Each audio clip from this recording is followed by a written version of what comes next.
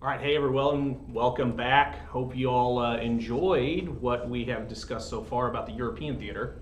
We had kind of put that one to bed, finally. Yep. Now we're moving on over to the. Did we put it to bunker?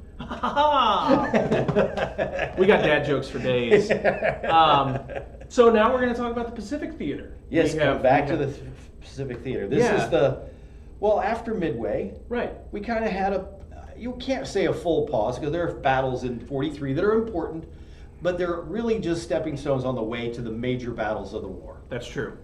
And one of those major battles that we do see here in 43 is the Battle of Tarawa. And so talk more about that. What is going on here with the Battle of Tarawa? Blood. Okay. Lots and lots of blood. This is probably the first of our examples of how utterly brutal the fighting is going to be as we move forward. Guadalcanal was already a horrid, just violence all over the place.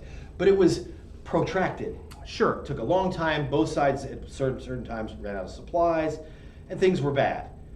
But Tarawa was like, here it is, we're going to do a week's worth of fighting and kill thousands. It's World War I intensity. Oh my goodness. It also, despite the fact that the Navy keeps using it, it really almost to me puts to rest the idea that you can bomb an island into submission. Because it never works. You're right. I mean, we saw that with the precursor to Guadalcanal, the pre-invasion force of throwing all of that artillery from your ships off coast onto the island, and what does it do? Nothing. It really doesn't really. I'm sure it was hell on the monkey population. Oh, I'm sure too. But when you again have that thick canopy, much of that artillery doesn't really do much of anything.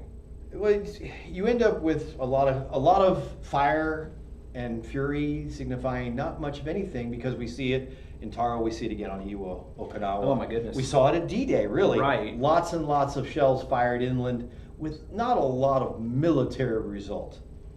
Well, when you're bunkered down, when you're hunkered down in an area that is maybe 100 feet below ground level, and you have concrete bunkers, you have all of these earthen works, you're going to protect yourself. Oh yeah, and it's very hard. Air power is not. Today we look at air power, we look at things like the Gulf War where they're dropping bombs through windows. Right. That kind of air power does magnificent things, but when you have an error rate of 500 yards, right, a bomb that goes up 500 yards from a fortification is a bomb that just fell. It might as well have been a dud. Exactly. Other than it made a loud noise. Yeah, it doesn't really do much of anything to protect your incoming troops or even flush out all your enemy troops. Yes. Tarawa was an atoll in the middle of nowhere. Yeah, exactly. But it was a stepping stone. It was necessary to take that for the air base. Sure. So that you could move towards the next island without having to worry about the guys behind you and have air power projected. Right. Which, again, those air bases are what we need. Right. And with our island hopping campaign that we have begun by early to mid 43? Well, technically speaking, I guess Guadalcanal is the first hop. Sure, it's the first stepping stone.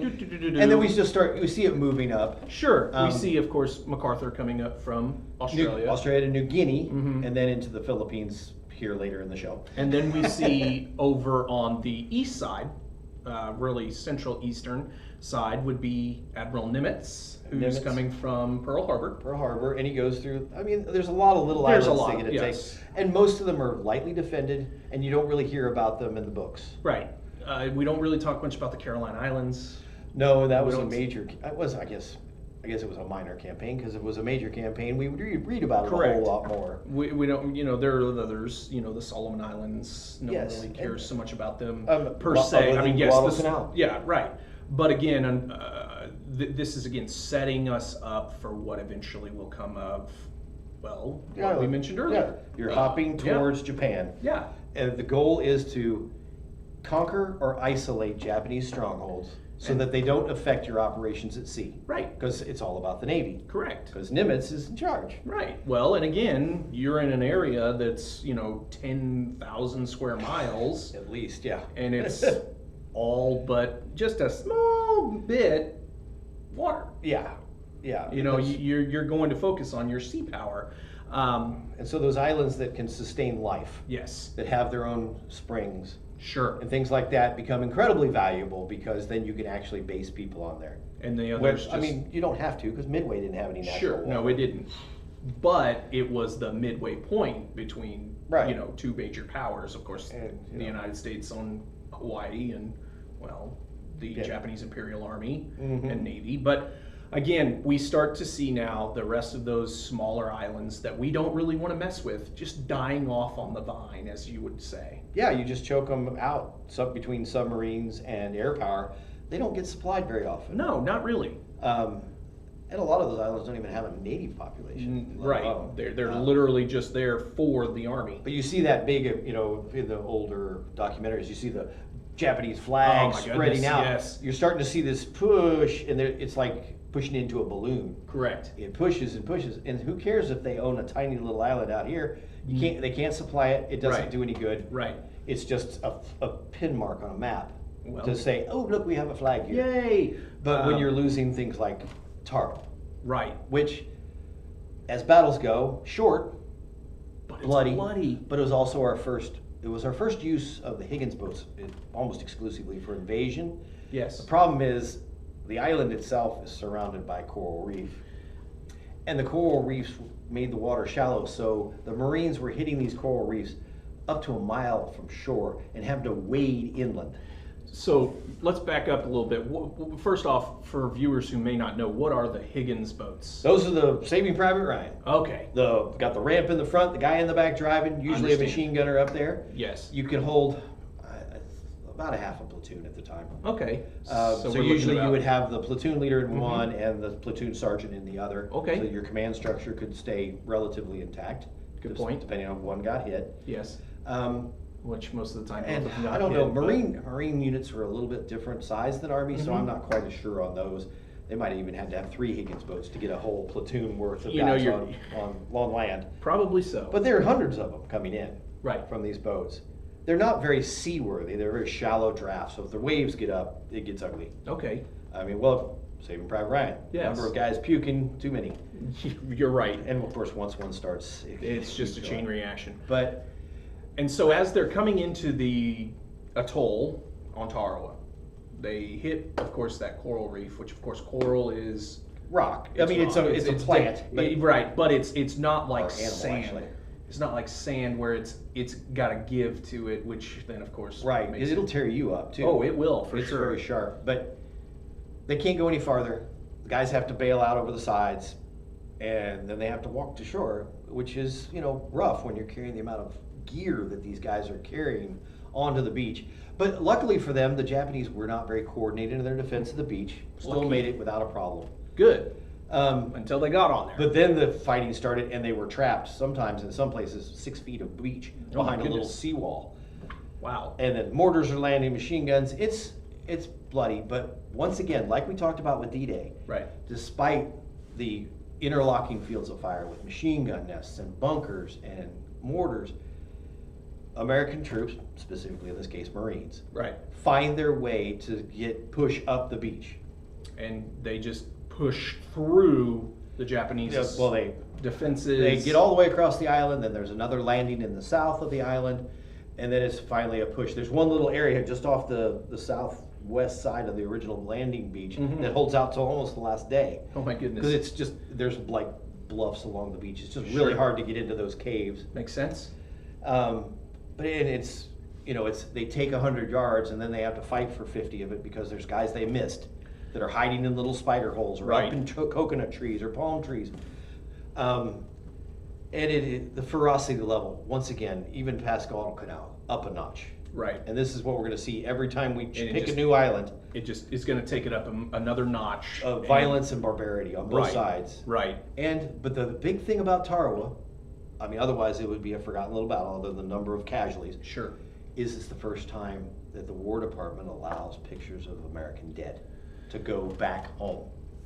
And it's 1943, and then we're talking November of 1943. So we're 2 years into the war. And this is the first time families Would or see- just civilians in general are seeing what's going on overseas, especially in the Pacific. And they thought, well, hey, aren't we winning in the Pacific? Weren't things going well in the Pacific? Well, I mean, we take an island. It sounds great, but it's a whole lot of blood and suffering to take that island. It does take a lot of One of the bloodshed. things I noticed, if you get a chance, As It Happened is a documentary series that covers several of these battles, using a lot of film footage that you don't see elsewhere. Sure. One of the things I did notice, it's very rare any of those dead body shots showed faces, which I thought was probably a smart move, especially if parents or somebody hadn't been notified. Now, it was weeks, even months before people saw all of this footage. The battle was over, they were moving on, and they would have already been notified most likely. But you still don't want to go to the movie and have your juju beads and sit there and suddenly see your son's face on a bloated corpse and it's floating back and forth in the right. It just does not. That's not going to fly well. No, but not, it is not a well at all. calculated decision to help the war effort, Right. which seems backwards because Right. you're showing the dead, but it's only in the context of a victory. That this is a sacrificial fight. Mhm. That we can't do this without people who are willing to take the risk. That's true. And it's not, all sunshine and roses and lightly wounded arm wounds while they're smoking with the pretty nurses. Oh no, no. These are like gaping wounds. yeah, that are going to kill you instantly. The one they showed a lot was bodies washing back and forth in the surf. And of course, in the heat like that, they start to swell, like we see with the Civil War photos, where it looks like all the soldiers were 200 pounds overweight. Oh no, it's the bloated. But it's because the bloated Correct. because of decomposition. But Right. it's still a success. The island hopping campaign keeps moving westward and starts angling a little bit northwest Right.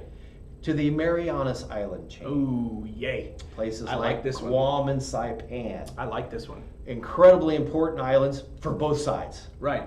Without Saipan and Guam, Guam was a huge naval base not huge, but a naval base and an air base for the United States before Yes, the it war. was. And the Japanese, of course, have repurposed it for the Imperial Japanese Navy. Yeah. Why not? So these are two very important islands.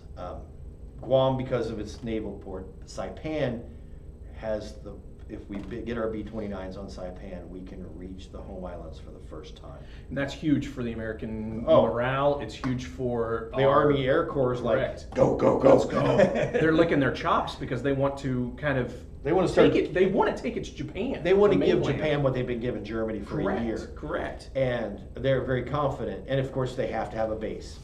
And Well. so they go after it. Now, of course, the Japanese are not dumb. No. They realize Not real at all. quickly. They realize real quickly they have to stop this invasion.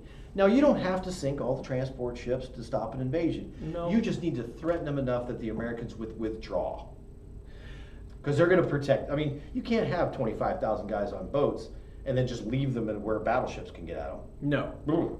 No. That would be a bloodbath. That would be, shark happy. Yeah. Right. Exactly. That's when you look to your neighbor and say, "Hi, chum." What? My name's not Chum. It will be.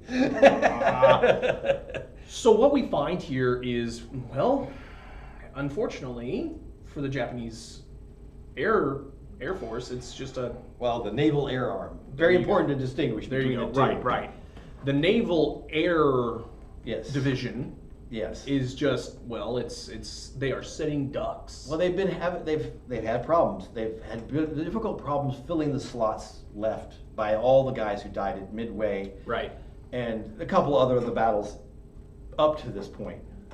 Because we're now into June of 1944. True. So, back east, got D-Day landings, all the news is over there. Right. But not to be outdone, the Navy has to come up with something cool to do. Yeah. So the Japanese give them something cool to do. Well, and this is what we love They to come call. steaming down. What's our other slide there? Oh, sorry. Well, no, when you look at the numbers, you probably can't see them. Is this the one? No, go back.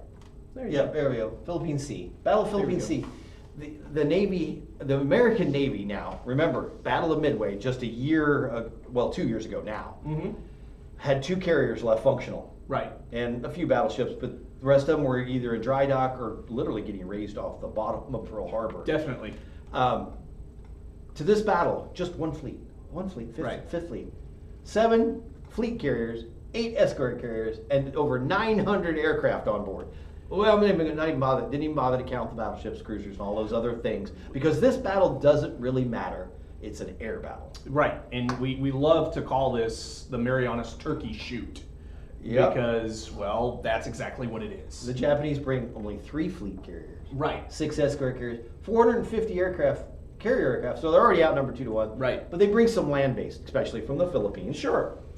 But these land-based aircraft are typically not always naval trained. No, they're more... They can have army trained, Mhm. which means they're not real good at hitting moving targets. Ships Right. that are moving 25, 30 miles an hour. Right, they're used to seeing things that are stationary rather than a ship that's zigzagging or even another plane, for instance. And there's so many things that add up to this. Just, well, one, the preponderance that the Navy has brought, because with all those carriers are tons of escorts Of course. that have anti-aircraft guns all over them. Right. Not as much as they will in 45. Right. As we change our the system of building. But we are now seeing the naval superiority and even the aircraft superiority of the Americans. Yes, as well. because now because the Japanese are flying zeros and Zeeks, just They- like in vowels, just like Yes. they were in Pearl Harbor. 1941. Americans now move from the F4F to the F6F, which adds about 100 miles an hour speed, a better dive speed, better armor. There's a lot to what the Americans. Yeah. The ingenuity and the research and development that we have done over the last 2 years has drastically increased our speed, horsepower, maneuverability, everything. Well, and then you see philosophies. Design philosophy. Japanese design philosophy is fast, fast, fast. Sure. The Zero is like, when it was built, and even well into 42, it is the fastest aircraft in the theater. Mm-hmm.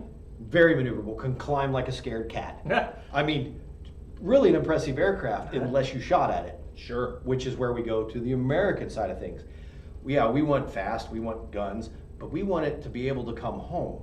Right. So it's got armor on it. Mhm. It's got self-sealing fuel tanks on it. Wow. So that when the bullet goes through, it closes up behind it. With Japanese, no, not so much. Nothing. So that means that's fine while there's liquid in it and it's Sure. full. Yeah. But when it starts getting empty and there's room for air, that's when gasoline becomes very combustible, and aviation gasoline even more so. Right. And then of course training. Right. Training. They want pilots now. Of course, they lost a ton of pilots at Midway. You're right. Trying to replace those is hard because you just don't have. The Japanese have made a huge leap forward in the last 100 years, Of course. technologically and industrially speaking. Mhm. But the population didn't come quite as quickly as far as education and things like this. So your pool of recruits is much smaller. And of course, you're smaller than the United States by an order of magnitude. There you just go. in population. Right. So you're getting guys up there with 2 months, 3 months worth of flying experience. They're barely able to get up and down off a carrier without killing themselves. Some of these American air crews have 2 years of experience flying these planes. Yeah. Up and down off carriers, off land, off sea. And it's going to show really quickly because so much of naval operations, like we talked about before, is just getting the ship to work Right. while it's under fire. Right. And aircraft are kind of the same way. If you can keep putting them up in the air, You're you bound. win. Yeah. You're bound to hit something and And win. you're carrying 650 caliber machine guns firing at a plane that has no armor. It doesn't take a very long burst to kill. No. You know, you might just have to hold your own and close your eyes and spray across, and maybe you hit him. Right. 5 or 6 bullets in the right spot, and that plane comes out of the sky because it's light, Right. not armored, and those are big slugs. I mean, even some of the European planes are still using 7.62 instead of 12.7 if you want to get technical, instead of 50 cal. Right. And this battle just turns into a nightmare. Basically, just this number here, just chop, chop. They lose almost 500 aircraft over That's the course of the unreal. entire battle. And it's only 2 days. Yeah. Well, the first day is basically the Japanese attack and run into a buzzsaw known as the Combat Air Patrol. Yeah. And then the next day, it's the Americans chasing them down. And just cleaning up what they missed. Yeah, and trying to get after those carriers. Right. And I think, of course, the land-based aircraft, they get shot down, but we're not ready to go after the Philippines No. yet. That's coming in a couple that- months. Right. That'll happen, well. In October. Yeah. which I mean, is 4 months away. right. But the Philippine Sea, as far as naval aviation goes, is pretty much the end of the line for the Japanese Navy. They've just lost too many trained, or barely trained, recruits. And it's pretty obvious that their aircraft are just not up to snuff. Right. They're not, I mean, we say it's an F6. It's an F6F technically. But, the first 1,000 that come offline might be armored one way. But then the next 1,000 come off a completely different way because we hear from what's going on in the battlefront and what the pilots want differently. And so you're constantly upgrading these over and over and over again. You see these new airplanes, even though, I mean, the P-51 went from an A to I want to say a J was the last model. So, you're talking what, 11 different versions of an aircraft built over 3 years? That's a huge, I mean, that's huge just accomplishment. I mean, you just keep, you need more firepower? Here's an extra machine gun on each Right. wing. You need more armor? You need more armor? Okay, we're going to slap this around your cockpit. And Do you need more speed and maneuverability? here's a bigger Rolls-Royce Yeah. engine. Here's a new propeller that There you has go. better fuel efficiency. Here's drop tanks. Now you're going Yeah. over Berlin. It's just a nightmare for the Japanese pilots. Yeah, Because right. they're literally, when the war started, they were the varsity. Now they're the varsity of a Division II school going up against an NFL team. right. You're right. They're just getting pounded in every possible area of combat. They're now deficient. Whereas at the beginning of the war, they had several big advantages. One of them was tactics they had at the beginning of the war. But this is even falling away because Americans, and British and Germans, Western powers really, Right. have that education system that allow all these pilots to really function well on their own. Right. They're trained to be independent thinkers. And whereas you see with the Germans and the Japanese, especially towards the end of the war for the Germans, that reliance on party loyalty, doing what you're told from above, takes away that initiative, which slows down your tactical evolution. So you're flying out there with the same battle plan you had 6 months ago, and the Americans are on like version 5.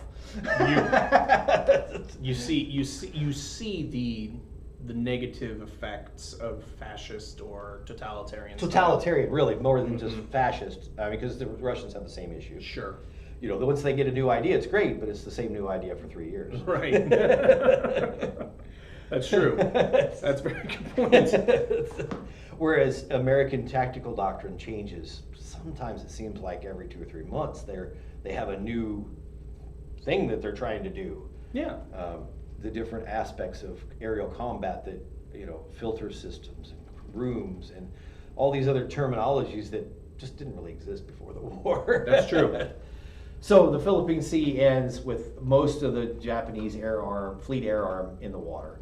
Yeah. The carriers, I can't remember the casualties, but the air arm is what's really important. I don't know that they lost any carriers, actually. I don't think Maybe so. Maybe an escort carrier or something. But regardless, your fleet carriers are still intact, which won't be for long. But the idea is now Americans are continuing.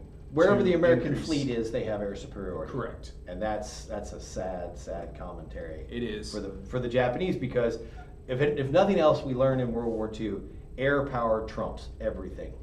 If you control the sky, you control the battlefield. Well, yes, because now we're moving into different technologies. Yes. Well, and as we move into the future, we look at modern day. It's the same. It's even worse. Right. Because now the air power is even much more deadlier than this was. Right. We don't miss by 500 yards. We miss by 5 inches. Right. Which is pretty meaningless when a 100-pound bomb hits you in the face. You're not going to care if it's... Oh, it hit me in the shoulder. Oh, yes, but the rest of your body's just scattered. Once again, we're back to chum. Yep, exactly. But then there's an argument. Halsey, of course, or Nimitz, with his punch toward Japan, and MacArthur start locking heads over where to go next. Well, there's only one real target. I mean, if you look at a map, even the push from Saipan and Guam aims right at the Philippines. Right. So MacArthur is not going to say no. No. He promised, I shall return. He shall return. The other, Nimitz wants to jump over to Formosa, what is now Taiwan, thinking it's a solid, once you take that, you're really in a great position, not just to bomb the home islands, but to actually support the Chinese. Which is It's a very goal, valid point, but we won't really see anything different. and when it comes right down to it, America has the industrial output Right. to support both these fleets. This is a good place for that number on the slide there. During the war, the Japanese fleet builds 550,000 tons of shipping. The Americans build 3.2 million tons of shipping. That's a 6 times as much. how could that even be possible? That the American output, and of course I know we transition our factories from consumer to wartime, but I mean, goodness, it's you're hard. just throwing them out like it's Yeah. it's nothing. Battleship, whatever, get it out there. Well, and it's almost taking it to that understanding of the Liberty ships we talked about earlier. The fact that these guys were just pushing these ships out like nobody's business. You know what? One every 2-3 weeks. Well, the Liberty ships, it was there for a while, it was almost one a day. From all the factories Right, combined. right. But you got down to, I think it was 35 days from That's laying the keel to the time it went into the unbelievable. water. Unbelievable. Which is, because they industrialized everything. Why not make shipbuilding just like making a Model T? True. And for the smaller ships, like the destroyers, very easy to do. Harder to with the bigger ships. They take longer That's just a good because of point. the sheer size. Right. But even aircraft carriers, we immediately moved to a new style, Mm-hmm. and we start building tons of them. Well, as you can see, 2 years later, we've got 8 fleet carriers. We only had 2 years ago, That's true. and this is just one fleet. Right. We have 2 more fleets running around the Pacific. Right. And so now with what's going on here with the Battle of Leyte Gulf. Right. We move into the Philippines. I mean, MacArthur starts doing landings. Right. You've got 5 major islands. Right. Of course, Luzon being the gem. It's the northernmost one. That's where Mhm. Manila is. But Leyte is incredibly important. Samar is another important island. You've got to can't just jump to the top. No. Because there'd be too much Japanese strength below you, Of course. causing that problem. And so you gotta bottom. what we find here, of course, is that again the idea is that we must just, well, in a lack of better terms, we must cut it off at the head and move our way down. Right. Well, we have Or to up, liberate the whichever. Philippines. That's MacArthur's goal. Right. That's his big deal. And so what we find here with the Battle of the Philippines, it's a 5-day. Yeah. Or 5 separate Yeah, battles. it's officially Leyte Gulf, but it's literally 5 separate battles occurring over the course of 4 days. Right. And they are very separated. It's not They like are. both fleets are all together ever at one time. No. These are parts of each fleet. Right. These are fairly quick, decisive victories that are going to ultimately destroy the Japanese fleet. So as you'll see here, and something that we don't always talk about much, submarines. Submarines are kind of they're the Silent service. they're right. And, right. and we don't talk about them a lot. There's only a couple good war movies made about World War II submarines. That's true. I mean, really, the best one is Das Boot, and that's Germans. Ah, yeah. But again, what we find here again is the submarines attacking the Japanese center force, and the Yes. Battle of Palawan Passage, which Right, which is submarines get to open the battle, and submarines were very often used as scouts for the major fleets. Makes Plus, sense. that you could stick a submarine on a patrol in an area that you considered vital. right. The enemy is probably going to have to come through here, and already in 1944, submarines have radar. That's This huge. is such a huge advantage because, I mean, a telescope can get fairly good above the water, right. but your visibility is still probably less than 20 miles, and that's only in good weather, Mhm. low Calm seas, seas, no haze, right. and things like that. Whereas you flip on that radar, you can see like 50 miles out. You get an automatic bearing. That's true. You get an automatic bearing, and off you go. It makes it more precise rather than okay, we're going to fish around to see what we can find.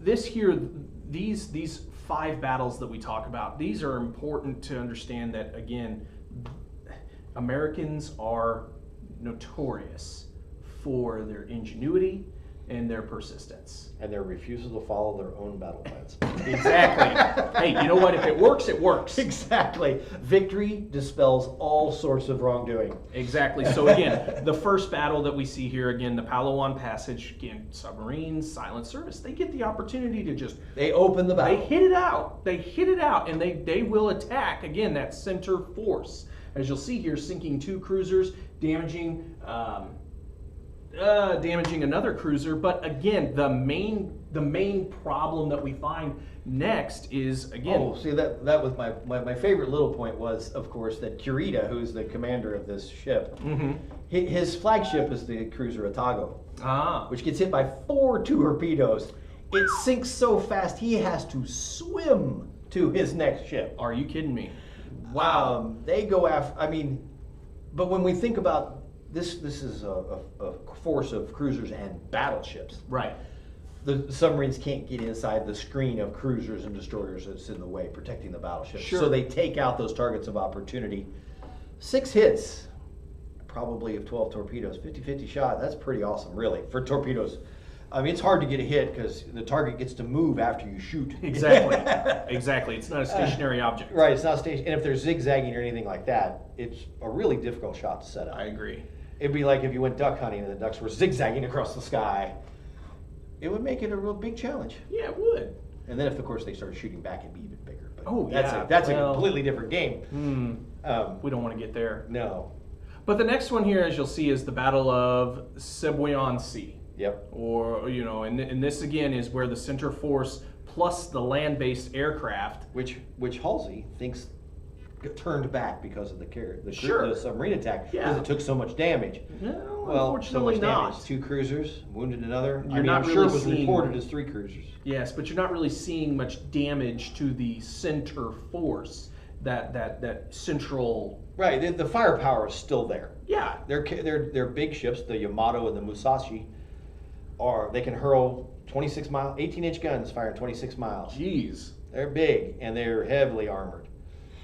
Well, it's not all victory for the Americans either. Oh no. Granted, we do have a lot of that land-based aircraft destroyed.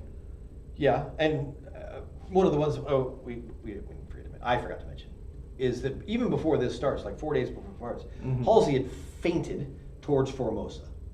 So to draw the enemy I see. So he ended up fighting this force of about 700 aircraft. It could have been a lot and it worse. was just like Mariana's Turkey shoot. Right. I think they lost over 400 aircraft. Wow. And then he's pulling back to refuel and rearm, which of course separates the carrier force. So you don't have your full strength at any one time during this battle. And your carriers are separated. So you've never seen 8 fleet carriers firing at once. Right. You know, at the same target. Which is definitely an advantage on the American. Well, for the Japanese, yes. they're not facing the full brunt. Right. But at the same time, it prevents the Americans from having so much damage to theirs as well. Regardless of it. Well, it means also for the Japanese, it's like everywhere they go, there's an American force. They're tired. Well, it's just, it's like a running back trying to get open. Right. You know, I'm going to try to get out of the backfield. There's a linebacker. I turn this way. There's a safety. Now I'm going to go back. There's help. Yeah, please give me help. I can't get away from contact. Right. How am I ever going to strike the target I want when I'm constantly running into these forces? You're really just being suffocated. Yeah, really. And of course, the Americans, they have the numbers. Yes, they and do. They just keep pumping those numbers even further and further and making it more of a problem for the Japanese, which we see again in the next of these battles, of course, what happened to Civil War? Is that where we lost the Princeton? Yes, we did lose the Princeton. It took a single bomb hit, just like the Kaga did in Midway. It had planes on its deck. Bomb fell literally through a plane. Oh my goodness. Down into the deck, and the bomb storage in the forward area went off. Fire was really bad. Then eventually it went off in the back. In fact, when the rear one exploded, it actually damaged a cruiser that had come alongside to help. Oh my goodness. So, in fact, I think a total of that one bomb hitting that one light carrier damaged 4 ships because these other ships got damaged in the trying to assist. Oh my gosh. Until eventually they declared it a loss. They abandoned ship and torpedoed it. Well, unfortunately, you just have to do what you have to do. Yeah, but it's one of the biggest losses we have navally in this thing is because that ship loses, I think, 1,300 guys. I mean, it's a big loss, big loss. That's terrible. Even though it's a small ship, it's a lot of guys. Right. So taking a look at the next one, which we find an interesting point of view for the Japanese. Mm-hmm. We now start to find something that we will see later on in the war as well, which we talked about before. We mentioned it with the lack of training and the lack of personnel that they have on their naval air support. Yeah. And the idea, of course, here at Surigao Strait, this is the last battleship on battleship battle. Yep. This is heavy ship porn right here. But the thing is what we find, of course, yes, you have your heavy artillery battlefield fighting in a way, but last known time that a main battle line crossed the T of an enemy fleet. No, The Americans crossed the T of the Japanese fleet coming through the strait. Oh my goodness. Which is again why they lose. But you're right. Among other but the things. big surprise comes The after big surprise, of course, is now what the Japanese would consider a divine wind. Yes. Which takes back to many moons ago of the Japanese folklore of this massive wind that came in to destroy the Chinese fleet. Correct. Or the Mongol fleet.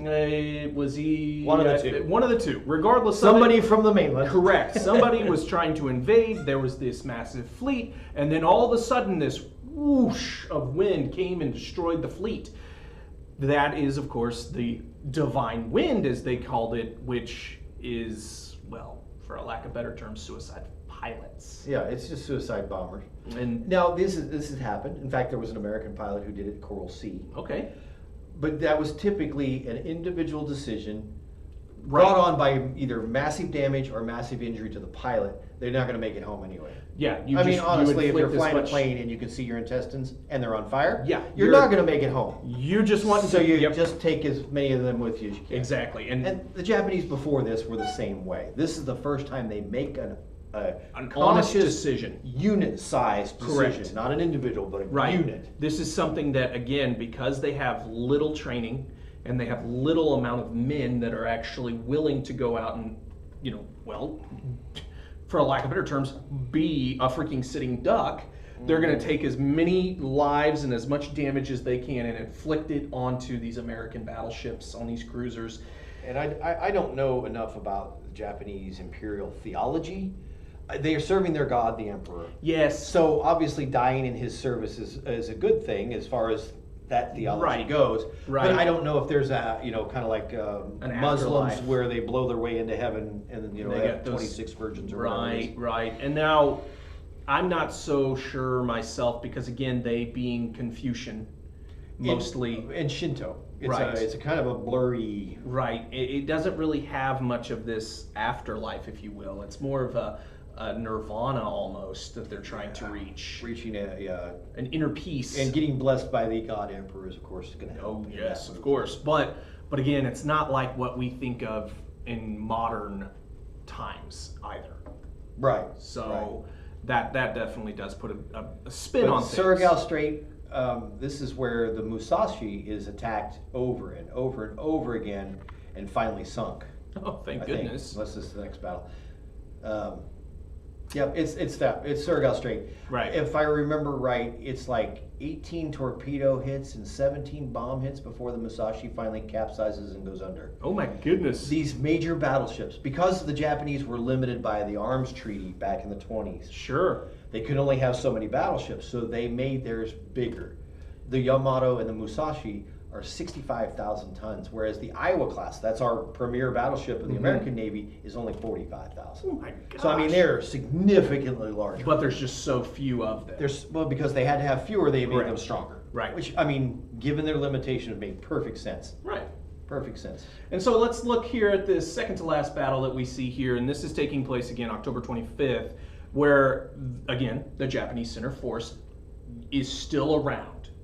Okay. And- not full force, obviously. And got a juicy target. Yeah. Yeah. Juicy. A juicy one. The American Taffies, as Which they are is a called. bunch of escort carriers Correct. and destroyers Yes. going up against battleships, because these guys are not ready for that. No, they are not. And so, Because that's none of these ships are equipped to fight battleships. of course not. So the destroyers have to peel off and fight a a rear guard action to protect those carriers as they just get their motors up and run the heck away. Exactly. And as you'll see, if you can on the screen, this again is a Japanese attack, surprise attack, if you will, and it does make, again, the Americans feel outnumbered.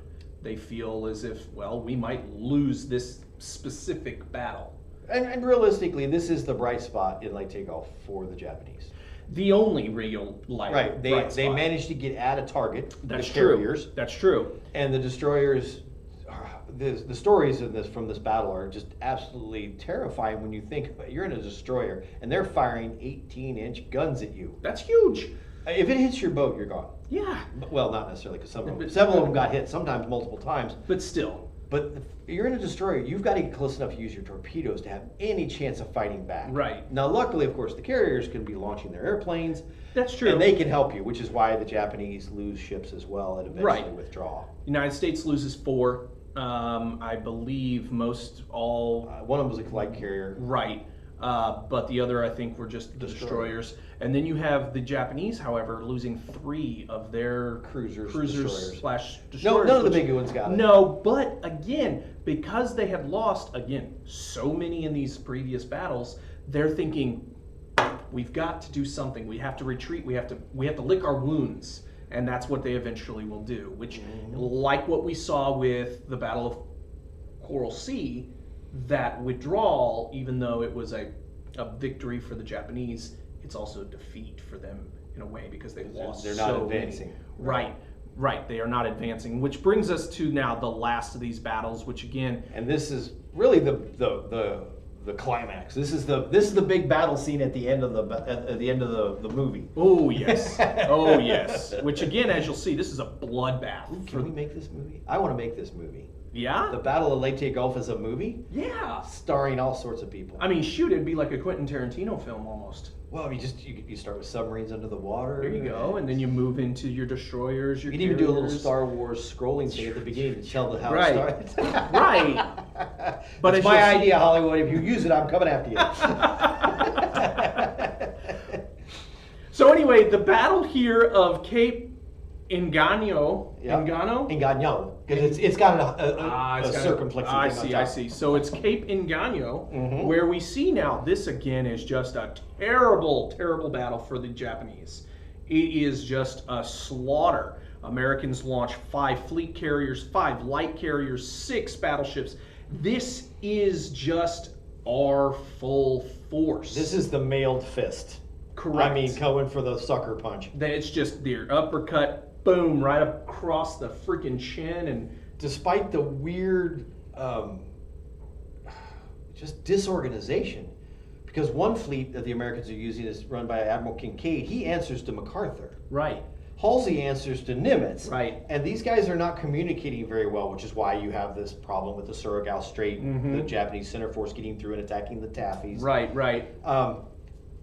It's weird, but what's worse, the Japanese weren't any better organized. The center force and south force, and It's terrible for both parties. But the more the ships, But if you have more guys, confusion works to your advantage. yeah. And so what we find, of course, is that the Japanese lose 4 of their aircraft carriers. Again, another midway. Right.